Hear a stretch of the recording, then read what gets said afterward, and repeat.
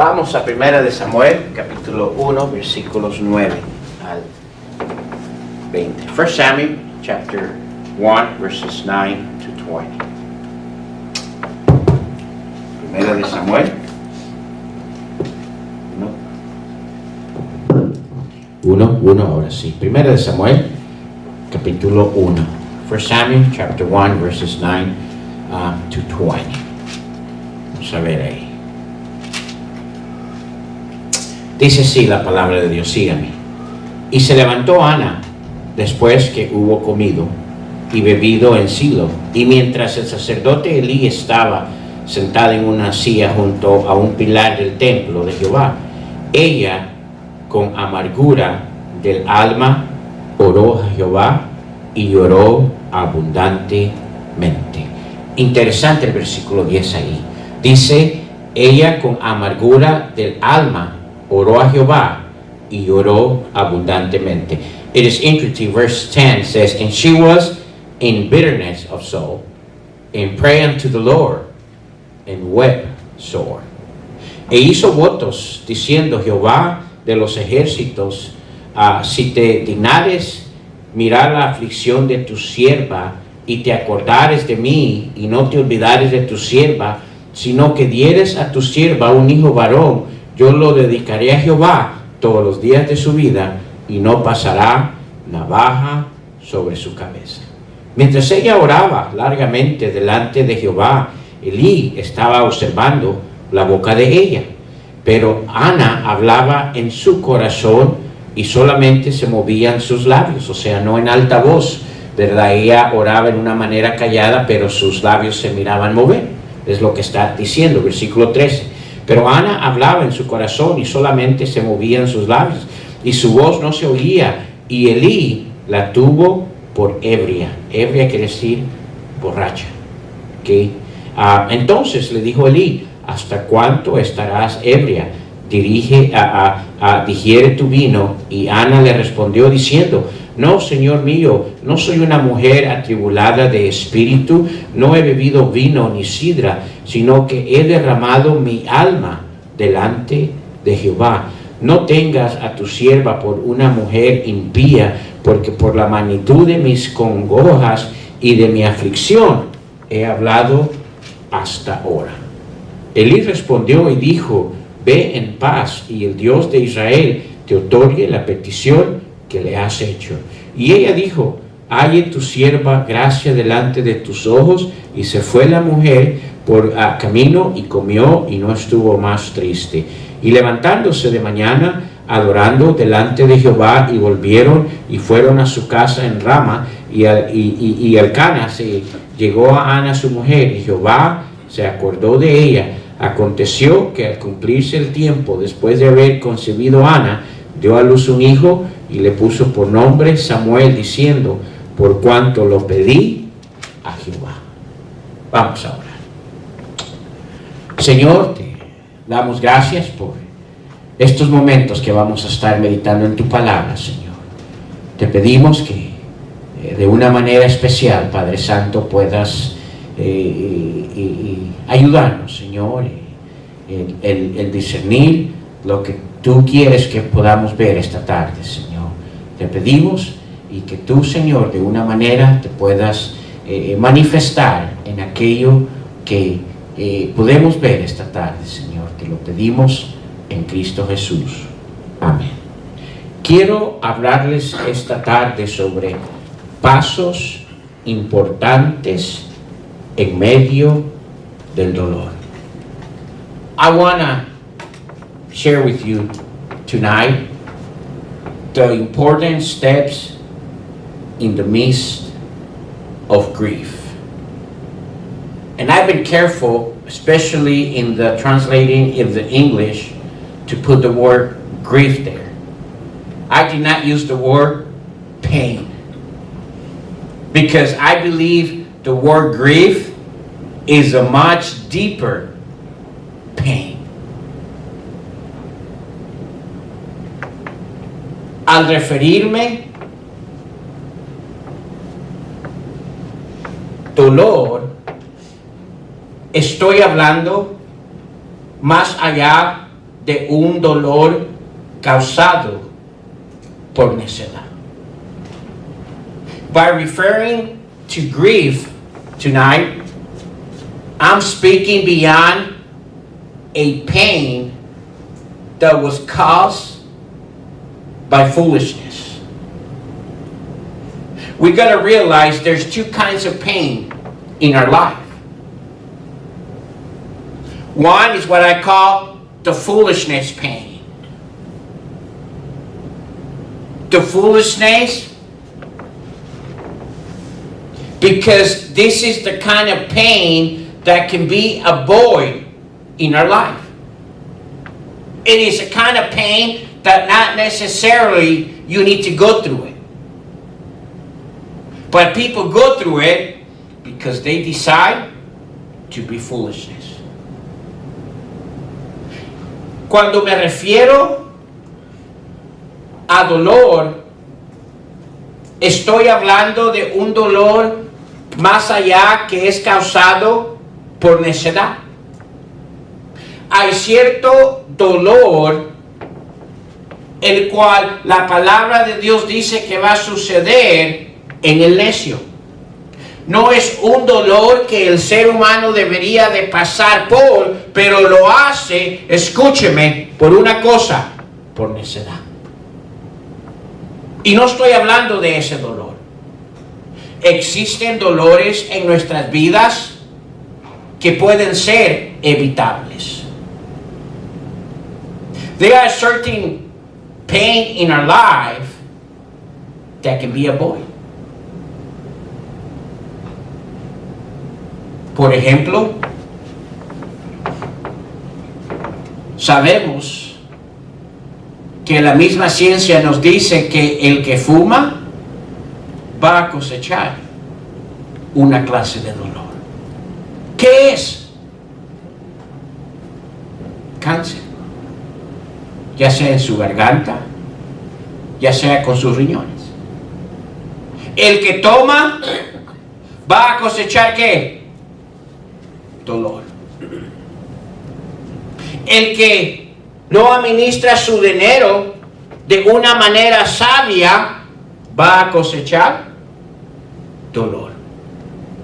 El que desobedece las leyes establecidas para la humanidad va a cosechar dolor.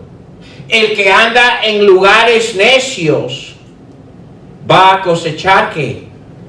Dolor. Pero cada uno de esos escenarios, escúcheme, son dolores los cuales el ser humano pudo haber evitado. There are certain pains in life that can be avoided. For example, the pain that comes from a smoker, it could have been avoided. The pain that comes from a drinker, it could have been avoided. The pain that comes from someone that's not able to manage his money wisely could have been avoided. The pain for someone that decides to disobey and not abide the laws that are abide for humanity could have been avoided. And the walks and the places of foolishness that bring pain could have been avoided. It is interesting, but Proverbs chapter 20, chapter 13, verse 20, you don't have to go there, says, "He that walks with wise men shall be wise, but a companion of fools shall be destroyed." What is it telling us there? It's telling us that there is certain pain in our life that comes not necessarily because we couldn't prevent it. They came because we were not able to avoid foolishness things in our life. And I'm not talking about that kind of pain tonight, because if you smoke, you know you put yourself in risk of getting cancer. If you drink, you know you're putting yourself in the risk of getting cancer. If you're not wise with your money, you know you're putting yourself in risk that you're not going to have enough. If you break the law, you know that you're going to end up one day in jail. Are we listening? I'm not talking about that. Those the Bible have stated, hey, if you act like a foolish and you don't avoid the things that you need to avoid, they will bring pain to your life. Ahora, es importante entender Proverbios capítulo 13, versículo 20. Mire lo que dice. Proverbios capítulo 13, versículo 20 dice, el que anda con sabios, sabio será. Mas el que se junta con necios, mire, será quebrantado. So, lo que nos está insinuando ese versículo es que usted y yo tenemos la capacidad, ¿verdad?, de evitar ciertos dolores en nuestras vidas, ¿verdad? Y no son esos dolores de los que voy a hablar esta noche, porque hay ciertos dolores que vienen a nuestras vidas porque actuamos de una manera inapropiada, ¿verdad? Es obvio que necesitamos realizar que el que fuma probablemente le va a surgir cáncer. Y muchos de ellos tienen cáncer y es interesante, pero no paran de fumar. El que toma le va a surgir tragedias. El que no administra su dinero sabiamente siempre va a estar ¿en qué? En necesidad y quejándose. El que quebranta la ley tarde o temprano va a parar ¿en dónde? En el bote. ¿Estamos entendiendo? Hay ciertos dolores que la palabra de Dios ya nos advierte y nos dice, mira, hay ciertos dolores que no necesitas, que tú puedes esquivar en tu vida. Y si pasas por ellos es por una razón, es porque tú has determinado actuar neciamente. No es de esos dolores de los que yo quiero hablarles esta noche. So, tonight, I'm not going to give you the important steps in the midst of grief of those painful things that you could avoid, but you did not want to avoid. Tonight, I'm going to give you the steps of important steps in the midst of grief, those kind of painful things that come to our life that we couldn't avoid. It just came to our life. It happened. Now listen. I do believe as humans there will be a time, or there will be more than one time, where major grief will come to your life. I would be a liar if I tell you that you won't go to grief. It is different, the kind of pain that we have when you put your finger in a fire, that when you lose a loved one. Do you understand? That was out of your control. Ahora, quiero que entendamos los pasos importantes que yo le voy a dar en medio del dolor. No estoy hablando del dolor aquel que pudo haber sido evitado si hubiéramos sido sabios, ¿verdad? No, los pasos que le voy a dar es para aquel dolor que está afuera de nuestro control y llega. Permítame decirles, ¿verdad? Cada uno de nosotros como seres humanos en un proceso de nuestra vida, ya sea una vez o más de alguna vez, vamos a enfrentar dolor profundo en nuestras vidas, que están fuera de nuestro alcance. Una cosa es sentir el dolor cuando usted se quema en la llama que está cocinando. Otra diferente clase de dolor es cuando usted ha perdido un ser querido. Está fuera de su control. ¿Estamos entendiendo? Ahora, es importante que usted y yo entendamos esto. Cuando hablo ¿verdad? Del dolor. Estoy hablando de una experiencia humana de sufrimiento inevitable de la vida. Cada uno de nosotros, algún tiempo de nuestra vida, vamos a pasar por ello. When I talk about grief, I'm talking about a human experience of life, inedible. That means you're going to go through it. Suffering that will affect our entire physical, emotional, and spiritual self. It is possible that you have gone through it, or it's possible that you're in the middle of it, or it's possible that you haven't gone through it, but it will come. And the question is, what do we do? A lot of times when those kind of grief comes into our life, we ain't ready for it. And I believe that everyone that gone through that, they don't want that kind of grief in their life. Ahora, es importante entender esto, hermanos. Es una experiencia humana de sufrimiento inevitable, o sea, va a suceder como parte de nuestras vidas. Escúcheme, que afecta a nuestro ser, ¿verdad? Físico, emocional y espiritual.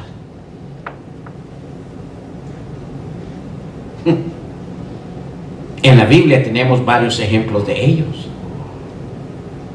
Job, capítulo 1, versículo 1, nos habla de un hombre que no andaba en caminos de necedad.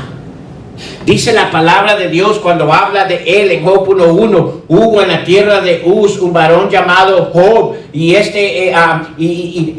era este hombre perfecto y recto y temeroso de Dios y apartado del mal. Pero déjeme hacerle una pregunta. ¿Experimentó un profundo dolor Job en su vida? It is interesting. We have several examples in the Bible of people that went through major griefs in their life. Job, it's one of them. The book of Job tells us on chapter 1, verses 1, there was a man in the land of Uz. His name, Job. And it was this man, look at his description, perfect, upright, God-fearing, and, what's that word there? Shunning evil? That's interesting, his description. So you can say that what came to his life, and I hope that most of you are related with his story, with the pain that he had to go through. It wasn't just a pain, it was grief. I don't know if you're familiar with the story, how the many things that he lost on the same day.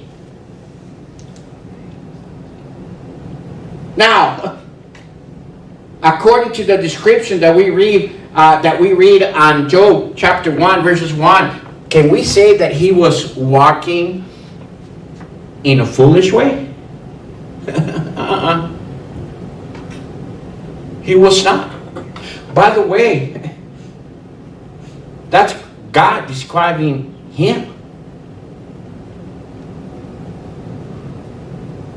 He knew who he was. But yet, he went through major grief. How was he able to survive? If you're familiar with his story, are you aware of everything that he lost in one day? One day. In our days, if someone would have gone what he went through, I'll tell you what would have they done. They would have killed himself. Because humanly speaking, we can only take certain kind of pain up to a level of pain. But man, In one day, he lost everything. And then down the line in his story, he didn't just lost everything. That includes his kids, everything he worked for, everything he had, everything he'd been blessed with. But down the line, even his health got affected.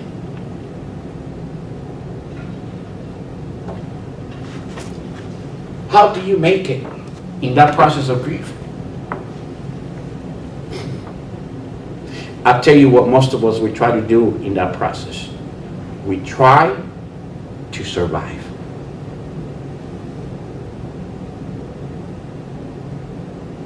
And that's why sometimes we feel that we can do it, other times we feel quit.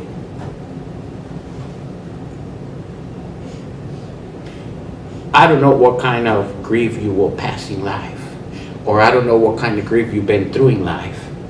But listen, the Bible tells us what steps we need to make to help us in that process.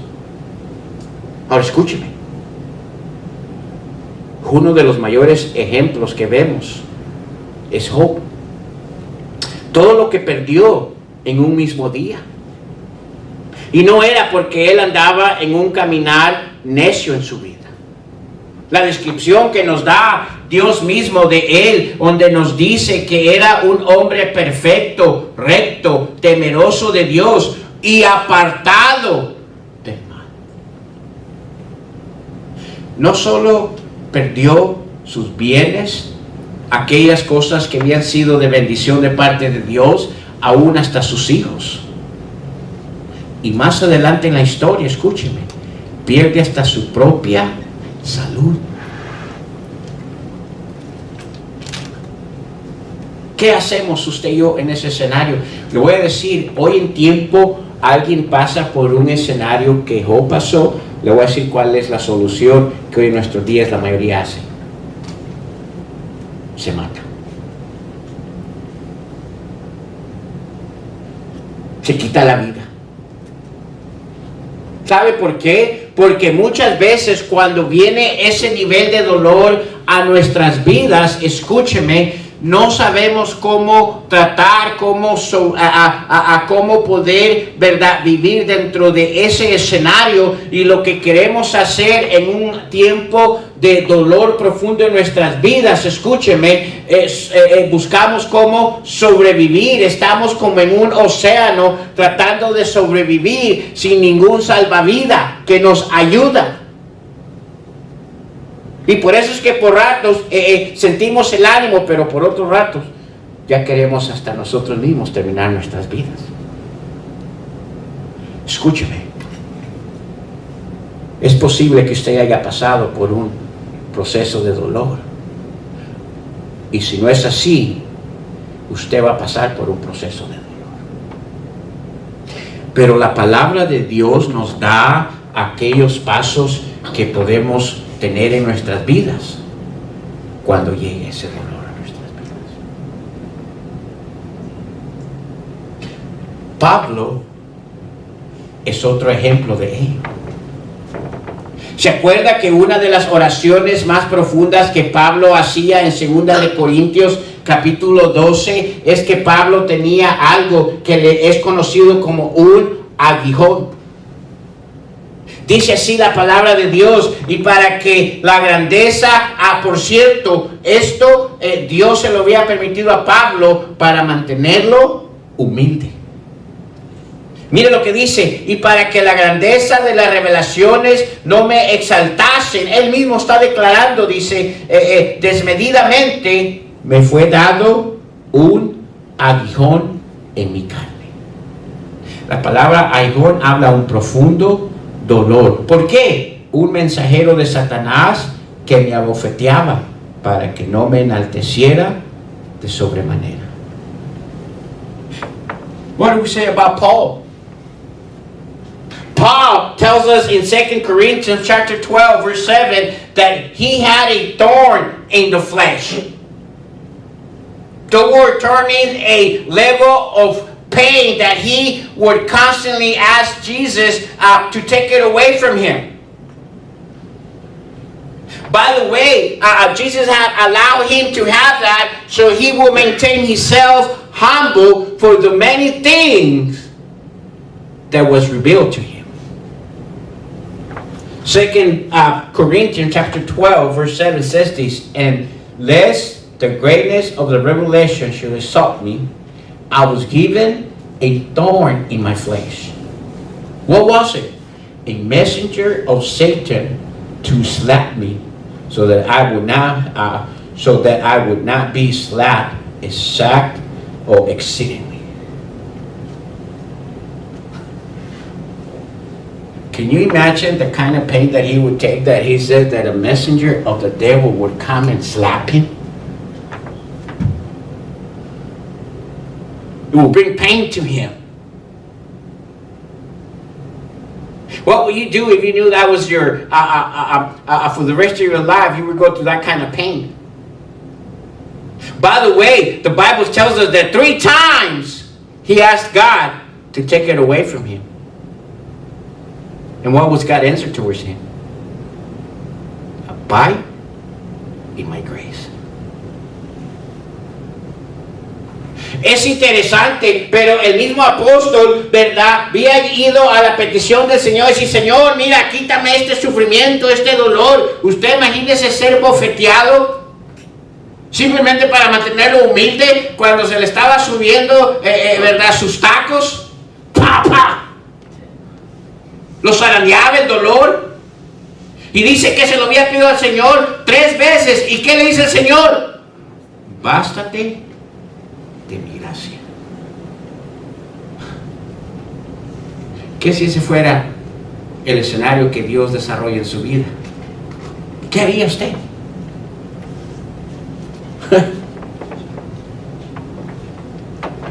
Escúcheme. El mayor ejemplo que tenemos en la palabra de Dios de un dolor profundo es nuestro Señor Jesucristo. But wait a minute.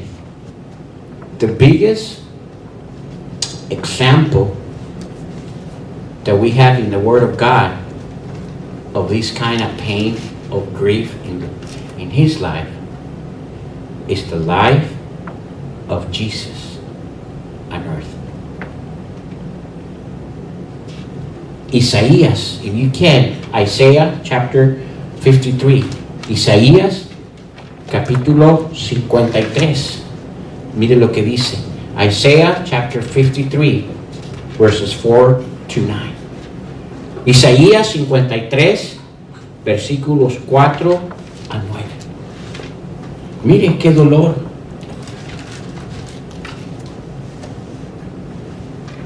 Estamos ahí. Mire. Isaiah chapter 53, verses 4 to 9. Just follow me, please. I'm going to read in Spanish. Dice así, síganme, versículo 4. Ciertamente llevó Él, hablando de Jesús, nuestras enfermedades y que sufrió nuestro dolor. Look at what it says there. Surely He has borne our griefs. There's the word grief. It's a major description. And carry our sorrow. Y nosotros le tuvimos por azotado, por herido de Dios y abatido.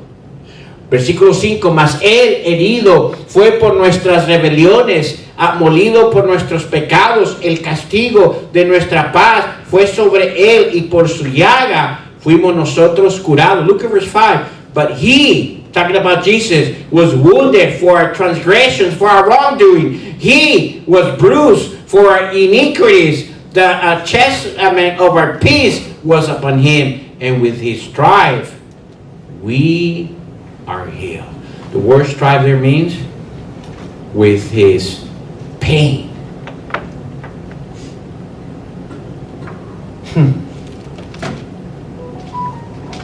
Es interesante los ejemplos que la palabra no nos da de que vendrán escenarios en nuestra vida de dolor. I can continue going and sharing examples in the Word of God of people that grief came to their life. And by the way, each of the scenarios shows the steps that I'm going to show you in today's story, Anna. We saw a little bit of the video of Anna. Hannah, was facing grief. A human experience of life, inedible suffering, which affected all of who she was. What was going on? She couldn't have babies. Now listen, I know in our days that kind of scenario says, not have babies, she should be happy that she couldn't have babies. But you got to realize, in Bible times, one of the important things for the woman was to have babies. It was a show and a proof and a blessing from God. And then here comes the husband and tells him, "Am I better than 10 of your kids?" By the way, this is not the message, but be careful, husband, what you tell your wife when they're in grief. Be wise. Don't be foolish. I mean, doesn't matter how great of a husband you are, when your wife is in grief, be careful how you approach and how you help her. This guy comes and tells her, "Hey, ain't I better than 10 of your kids?" All the moms here know the answer to that question. What is it? No. You ain't better than 10 kids. You ain't even better than 1 kid. Ahora escúchame.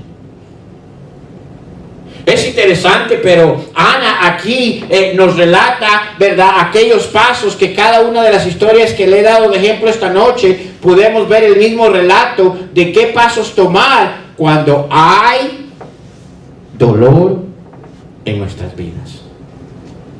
Por cierto, tengamos cuidado cómo queremos ayudar cuando alguien se encuentra en tiempo de dolor.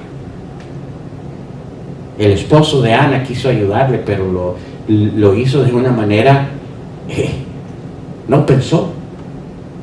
¿Cómo lo hace? Va y le dice, ¿no soy yo mejor que 10 de tus hijos?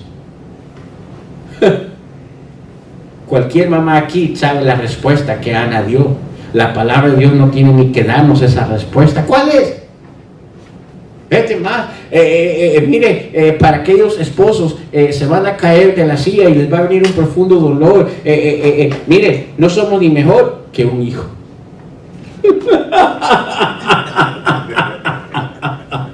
¿Qué? I know. You expect your wife to say, yes, you're better than 1 kid. This guy goes beyond. He must have been a good example husband to have the courage to say, "Am I better than 10 kids?" When he was saying it, hey, look at me. I can kind of cover you after you have 10 kids. He must have been an amazing man to Hannah. But still, you know what the answer was in that time of grief? No. Yo creo que porque él se expone de esa manera, no que era un verdad creído, no, yo creo que quizás era un ejemplar de esposo para ella, de una manera ponerse a nivel de decir, no puedo yo verdad ser el mismo valor como que tuvieras 10 hijos. ¿Qué clase de hombre es él? Pero aún aunque era un hombre ejemplar como esposo, la contestación era no. Porque no era él la solución a su dolor. And the reason why the answer would have been no is because he was not the solution for her grief.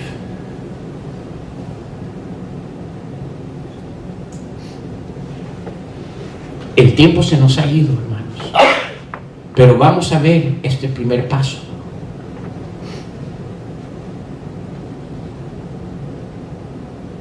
Ana no había tenido la bendición de ser mamá.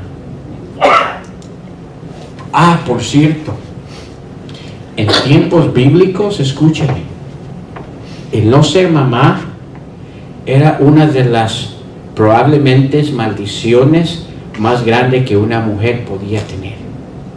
Hoy en día, si el no ser mamá, alguien lee esa historia un día, mira, qué bueno, te queda todo para ti. No tienes que afligirte por ellos. Pero en tiempo bíblico era diferente. Una de las más grandezas que una mujer podía tener en su vida es que era bendecida con hijos. Si solo viéramos de eso, de esa manera, la responsabilidad de padres hoy en día. In Bible's time, one of the biggest and enrichment blessing that a woman could have was to be a mother. Y por muchos motivos. Ahora, no tengo tiempo, por eso puse el video del escenario de Ana. Sufrió. Batalló. La palabra misma nos da esos detalles, ¿verdad? En el versículo 10 de Primera de Samuel, si vamos allí, even the Word of God gives us that detail of her. 1 Samuel chapter 1 verse 10, dice, ella con amargura del alma. Ahora, la palabra allí, amargura, es una descripción del nivel de dolor profundo que había en su vida. Tan profundo que dice la palabra de Dios que lloraba y no comía.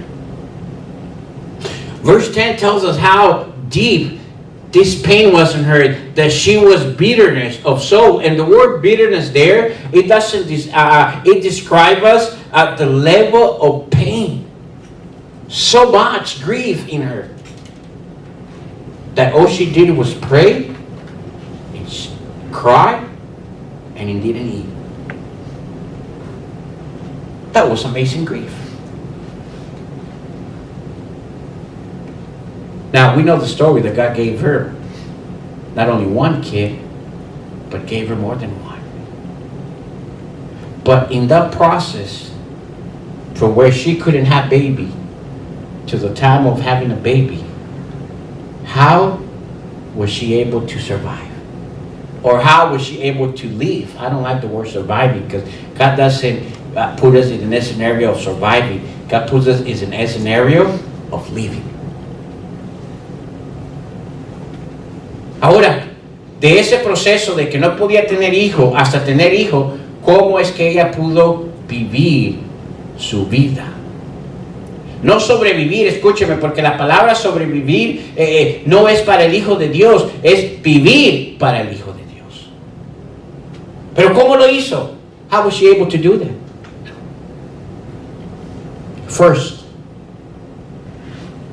we need to recognize the most important resting place for your being during that time. Let me repeat that. We need to recognize the most important resting place for your being. What am I talking about? And this is probably what we're going to be seeing tonight, and I will continue next week probably on the rest. Now, it is important to understand, recognize the most important resting place for your being. One of the major things that you need in a type of grief in your life, you need rest. Because there is no rest.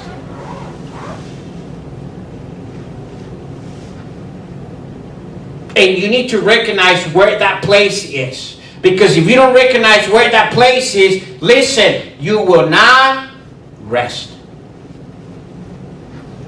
or your rest will be temporarily. She knew that. What was that resting place? Verse 10. And she was in bitterness of soul. And what did she do? And prayed unto the Lord. What was Hannah's resting place in time of grief? Prayer. Let me repeat that. Prayer.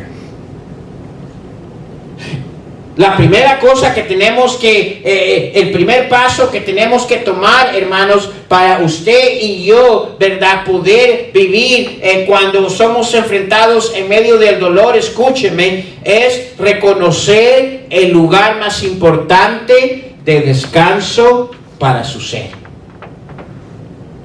Cuando estamos en medio de dolor, la primera cosa que nuestro ser necesita es descansar. ¿Dónde se encuentra ese descanso? ¿En las tiendas? No. ¿En gastar dinero? No. ¿En diversión? No. ¿En comer? No quería comer.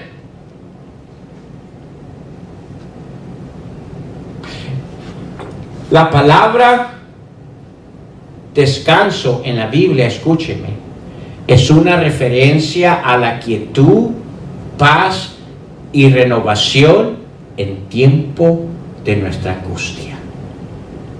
Déjenme repetir eso. La palabra descanso en la Biblia es una referencia a la quietud, paz y renovación en tiempo de angustia. ¿Cuál era el lugar que Ana tenía cuando se encontraba en su vida en dolor? Versículo 10. Ella, con amargura del alma, ¿qué hacía? Oró. ¿A quién? ¿Cuál era el lugar de descanso de Ana en tiempo de dolor?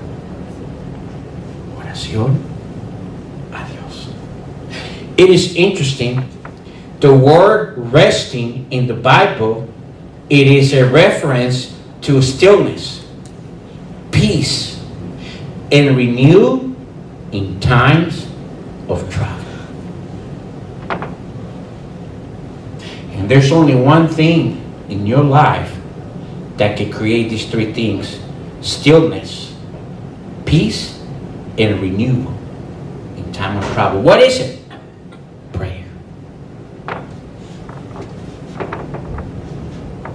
Have you ever been in a scenario in your life where you feel you're choking for the many things you're facing, and then you go to prayer and you pray and somehow you feel something release in your life? Now listen, the very first step that all of us need in our life when grief comes is we need to recognize the most important resting place for our soul. And it's not going to the mall. It is not spending money. It is not going to all these restaurants. There's only one thing that can bring true rest in our life in time of grief. What is it? Prayer.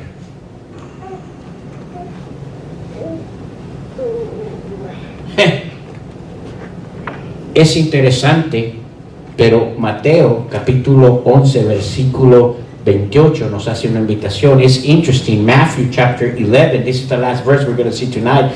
Matthew chapter 11 verse 28 makes us an invitation. Let's look at it. Matthew chapter 11 verse 28. Mateo capítulo 11 versículo 28, el último versículo que vamos a ver. Es interesante porque nos hace una invitación Jesús. Miren cuál es la invitación que nos dice.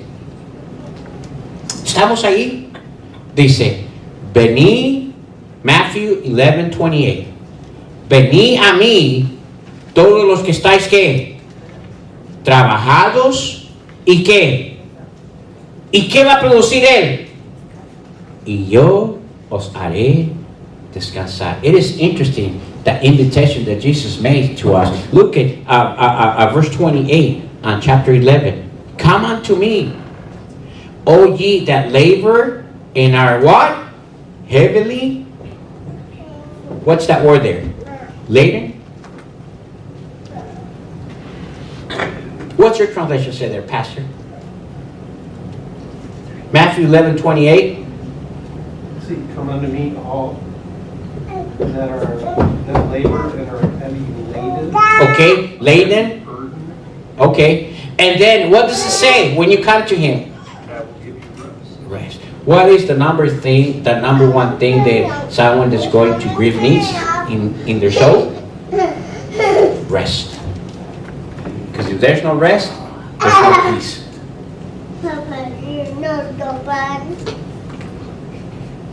But to be able to be, for you to rest and get peace, there needs to be stillness, quietness. Pastor gave this morning that verse. Be still and know that I am what? God. There's only one place that you and I can be still. Where is that? In time of prayer. Es interesante. Mire, dice allí, venid a mí todos los que estáis trabajados y cargados, dice, y yo los haré que descansar. Escúcheme, ¿por qué el descanso es el primer paso que cada persona que enfrenta dolor necesita? Porque si no hay descanso, no hay paz. Hay inquietud. Hay distorsión. See, if we don't have peace, if you don't rest, you don't get peace. And if you don't have peace, you're in trouble. You're unsteady. You're uncertain. But where do we get that? In prayer. When Jesus was being with the pain of the world, where did he find himself being at? Before he was arrested, he found himself in Gethsemane. What was he doing? Praying.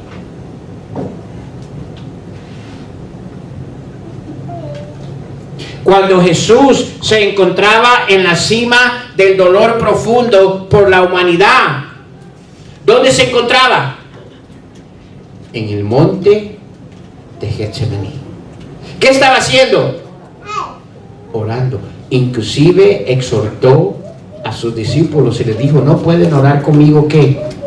Una hora. En la profundidad del dolor que él pasó máxima, él se encontraba orando. ¿Sabe por qué? Él sabía en dónde estaba el descanso para su ser. In the heaviest of grief that Jesus went for humanity, he finds himself in Gethsemane praying. You know why? Because he knew that that time of prayer was a time of resting. By the way, he even exhorted his disciples. He said, you cannot pray with me for 1 hour.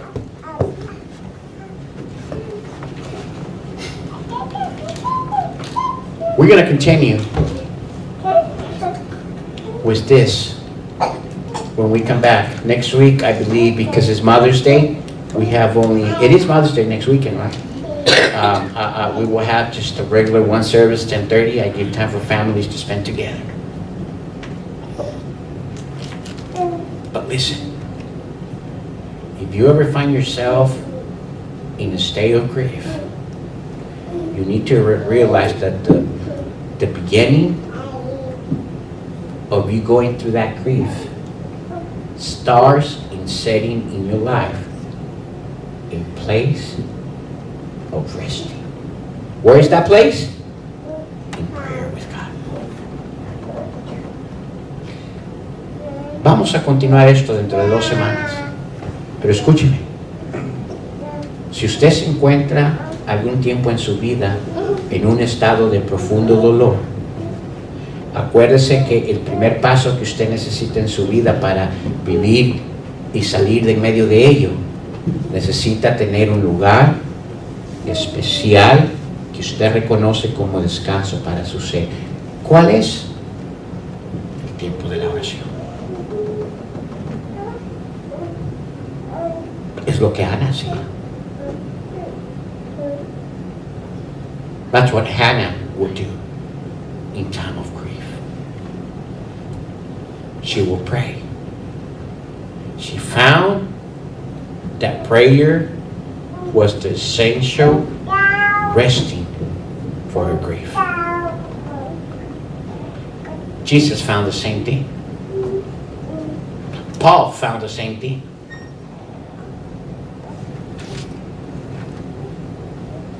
Are we understanding?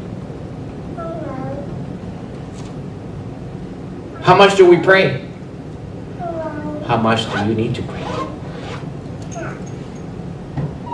Until you feel that your soul has brought peace. ¿Qué tanto necesita orar? Hasta que usted siente que su ser ha devuelto paz. Vamos a orar.